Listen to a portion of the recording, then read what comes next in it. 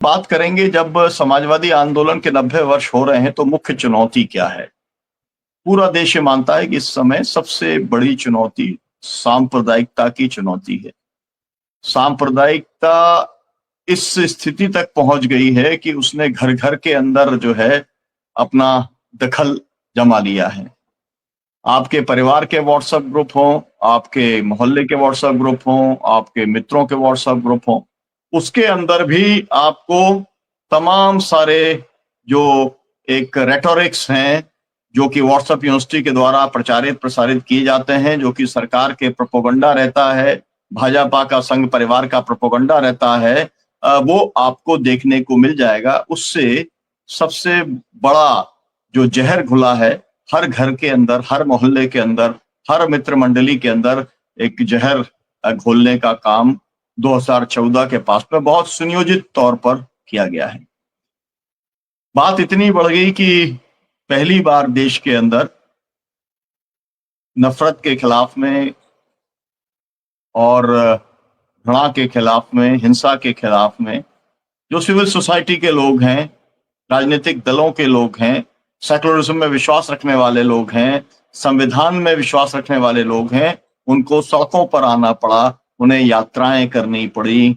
न्याय यात्रा भी हुई, भारत जोड़ो यात्रा भी हुई और जो है संविधान बचाओ नफरत हटाओ यात्राएं भी हमने देखी हैं। इस समय जो हमारे को अपना कार्यक्रम को टालना पड़ा, उसका कारण सभी को मालूम है। वो भी कहीं ना कहीं सांप्रदायिकता के साथ में जुड़ा हुआ है। जो जनरल मुशीर हैं, वो बार बार ये कहते हैं कि हमारा जो पाकिस्तान का अस्तित्व है वह द्विराष्ट्र के सिद्धांत के ऊपर टिका हुआ है और इसलिए हर पाकिस्तानी को उसका समर्थन करना चाहिए। बात होती है पाकिस्तान के अंदर, लेकिन भारत के अंदर भी हिंदू राष्ट्र की बात करके लोग उसी लाइन को आगे बढ़ाने का काम करते हैं। वो भी देश के अंदर इसी तरीके का ध्रुवीकरण करने का काम करते हैं कि हिंदू राष्ट्र बनना चाहिए, जिसका मतलब यह है कि बाकी सबके लिए इस राष्ट्र के अंदर अगर रहना है तो उनको द्वितीय श्रेणी का नागरिक बन के रहना पड़ेगा। एक तरफ आतंकवाद की बात होती है, आतंकवाद की घटना आपने पहलगाम के अंदर देखी और उस घटना के बाद में जिन लोगों ने इसे अंजाम दिया, उनको ये उम्मीद थी कि हिंदू मुसलमान वो कर लेंगे, लेकिन कश्मीर की जनता ने, जम्मू कश्मीर की जनता ने और देश की जनता ने उसका जबरदस्त जवाब दिया। व्यापक एकजुटता बनी आतंकवाद के खिलाफ में और उसके बाद में आतंकवादी ठिकानों को नष्ट करने के लिए भारतीय सेना ने कार्रवाई की। अब पूरे देश के अंदर बातचीत चल रही है। आज जब हम ये कार्यक्रम कर रहे हैं तब पूरे देश के अंदर जो सिविल सोसाइटी के लोग हैं उनके द्वारा ज्ञापन दिया जा रहा है। ज्ञापन इस बात को लेकर दिया जा रहा है कि पहलगाम के अंदर जो कुछ हुआ था उसकी उच्च स्तरीय जांच होना चाहिए। बहुत सारे लोग पुलवामा के ऊपर सवाल उठाते हैं क्योंकि उसकी रिपोर्ट आज तक नहीं आई है। इसी तरीके के सवाल उठने शुरू हो गए हैं पहलगाम को लेकर के। और जिस तरीके से आतंकवाद के नाम पर बहुत सारी कार्रवाइयां की जा रही हैं, तो लोग ये सवाल करने लगे हैं, क्या धर्म देख करके मकान गिरा देना, लिंचिंग कर देना, किसी का ठेला रोक देना, किसी की दुकान को तोड़ देना, किसी को लो जिहादी बता देना, ये आतंकवाद है या नहीं है? आज हम तमाम सारे सवालों के ऊपर हम बातचीत करेंगे, लेकिन चुनौती के तौर पर भी बातचीत करेंगे और इस चुनौती का मुकाबला कैसे किया जाए इसको लेकर भी हम बातचीत करेंगे। तो सबसे अनवर राजन साहब, मैं जयशंकर पांडे जी के पास आता हूं। आपने इरफान इंजीनियर जी की, अविनाश पाटिल जी की और अनवर राजन साहब की बात सुनी।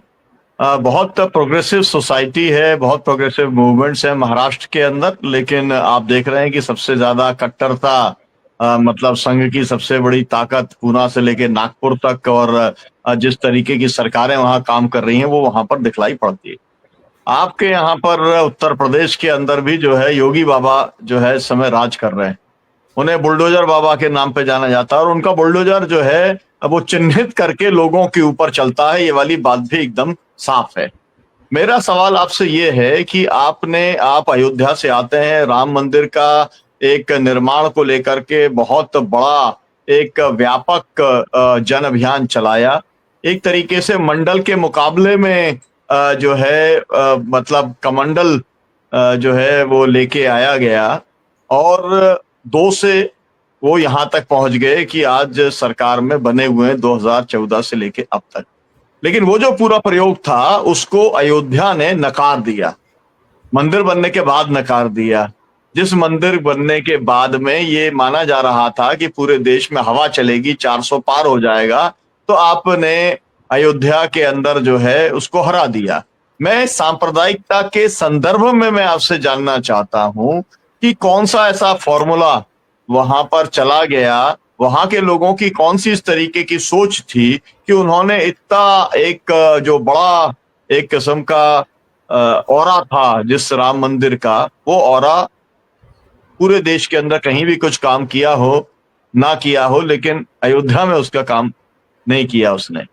जयशंकर पांडे जी, तीनों साथियों के उसके ऊपर भी आप टिप्पणी करें और अपनी बात भी रखें आप।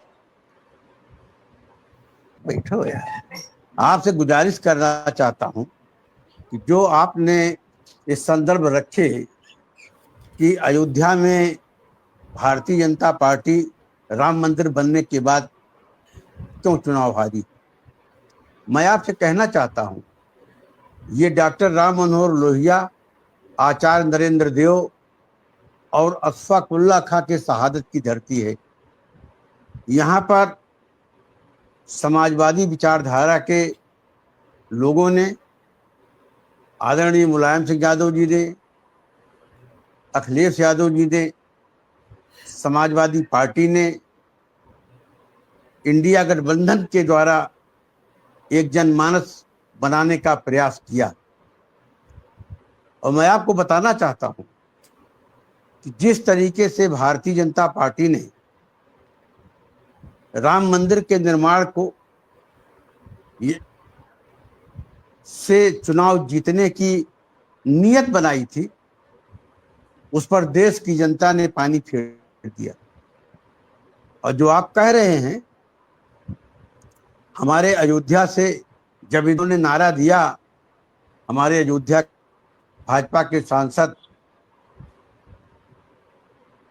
केवल 4 सांसद बोले थे 400 पार, अब की बार 400 पार तो संविधान बदल देंगे। उसमें अयोध्या के भी सांसद थे, कर्नाटक के सांसद थे, 4 देश के 4 कोनों के 4 सांसद थे। लेकिन इनके नारे का असर क्या हुआ? मुलायम सिंह यादव जब मुख्यमंत्री थे तो पहले मुख्यमंत्री थे जिन्होंने कहा था कि हम राम मंदिर के खिलाफ नहीं हैं। राम मंदिर का निर्माण दोनों पक्षों की सहमति से होगा या कोर्ट के निर्णय से होगा। समाजवादियों ने अपमान सहा। मैं खुद अयोध्या का एमएलए था, हम लोगों के कार्यालय जला दिए गए, गाड़ियां फूंक दी गई, बम मार दिया गया, चाकू मारा गया, गधे पर बैठा करके जुलूस निकाला गया, मूर्तियां बना करके गधे पर बैठाया जाता था। एक तरफ लिखा जाता था मुलायम सिंह यादव, दूसरी तरफ जो है शंकर पांडे। लेकिन हम लोगों ने कभी उनके हिंसात्मक वातावरण का जवाब हमेशा गांधी जी के रास्ते से दिए, और उसी का फल था कि अयोध्या में दलित नेता अवधेश पासी जी चुनाव जीते। और अयोध्या ही नहीं, ये जो कहते हैं तो प्रचार करते हैं, भाजपा का शिकूफा है कि अयोध्या में भाजपा हार गई। अयोध्या भाजपा में नहीं हारी, अयोध्या मंडल में हारी है। भाजपा अयोध्या में हारी है, फैजाब अंबेडकर नगर में हारी है, सुल्तानपुर में हारी है, बाराबंकी में हारी है, प्रतापगढ़ में हारी है, जहां कुंभ मेला का आयोजन हुआ था इलाहाबाद में हारी है, कौशाम्बी में हारी है। भाजपा जहां जहां से भगवान राम का गमन मार्ग है, कोई ऐसा क्षेत्र नहीं जहां भाजपा चुनाव ना हारी। लेकिन इनके साथ मीडिया है, इनके साथ कारपोरेट है। कारपोरेट और धर्म जब दोनों आपस में मिल जाते हैं तो अधर्म की राजनीति करते हैं। आज आपको ताज्जुब होगा कि देश की सबसे पुरानी पार्टी कांग्रेस है, लेकिन हिंदुस्तान में तहसील लेवल पर उसका कार्यालय नहीं है। लेकिन आज भारतीय जनता पार्टी का ब्लॉक स्तर पर एयर कंडीशन कार्यालय तहसील लेवल पर बन गए हैं। एक एक जिले में 2-2 कार्यालय हैं, 3-3 कार्यालय हैं, लेकिन इस पर कोई न बोलने वाला है न सोचने वाला है। प्रश्न करना गुनाह है। यहाँ पर अगर आपने प्रश्न कर दिया, इन्होंने एक डरा हुआ समाज बना दिया, क्योंकि मीडिया इनके साथ है, प्रेस इनके साथ है, पूंजी इनके साथ है। अयोध्या में चुनाव हारने के बाद, अयोध्या मंडल में चुनाव हारने के बाद उत्तर प्रदेश में जितने उपचुनाव हुए, ऐसा लग रहा था कि भारतीय जनता पार्टी नहीं चुनाव लड़ रही है, समाजवादी पार्टी और बनाम सरकार चुनाव लड़ रही। सारे लोकतांत्रिक संस्थाओं को, चुनाव आयोग को, न्यायालय को, मीडिया को, सबको पंगु बना दिया। सच कहने का अधिकार ही समाप्त हो गया। एक डरा हुआ समाज पूरे देश के अंदर बना हुआ है कि सनातन धर्म समाप्त हो जाएगा। हमारे इंजीनियर साहब ने और आदरणीय राजन साहब ने जो कहा कि सबसे बड़ी गलती, ये आज राष्ट्रीय स्वयंसेवक संघ का 100वां वर्ष है और हमारी सोशलिस्ट पार्टी समाजवादी विचारधारा के लोगों का 90वां वर्ष है। दुर्भाग्य इस बात का था कि आज आरएसएस के पास पूरे देश के अंदर 60,000 स्कूल विद्यालय हैं, 1.5 लाख 2 लाख इनके शिक्षक हैं और करोड़ों लोगों को ये हर साल विषाक्त बात मस्तिष्क बना करके विद्यार्थियों को पैदा कर रहे हैं। और दूसरी तरफ जो सेकुलर सोच के लोग थे, उन लोगों ने वो काम नहीं किया, वो वातावरण नहीं बनाया जो इस देश के अंदर आरएसएस ने सनातन धर्म के नाम पर बनाया। और वो भी उनका लक्ष्य धर्म नहीं है, उनका मूल लक्ष्य सरकार है। मैं तो जानता हूं कि राम मंदिर निर्माण के बारे में जब चंद्रशेखर जी प्रधानमंत्री थे तो लगभग निर्णय हो गया था, हिंदू और मुस्लिम पक्ष दोनों तय कर लिए थे। मैं भी उस समय अयोध्या का एमएलए था, लेकिन मुझे मालूम है कि जब वो तय होने के कगार पर गया, हिंदू मुस्लिम दोनों पक्ष सहमत होने वाले थे, तो उस समय अशोक सिंघल जो उस समय तत्कालीन आरएसएस के प्रमुख थे, उनके पास गए और उन्होंने डांट के भगा दिया था और कहा कि तुम्हें राम मंदिर की पड़ी है, हमें दिल्ली में सरकार बनाना है। तो इनका दृष्टिकोण दूसरा है, इनका दृष्टिकोण राम नहीं है, इनका दृष्टिकोण मनी राम है।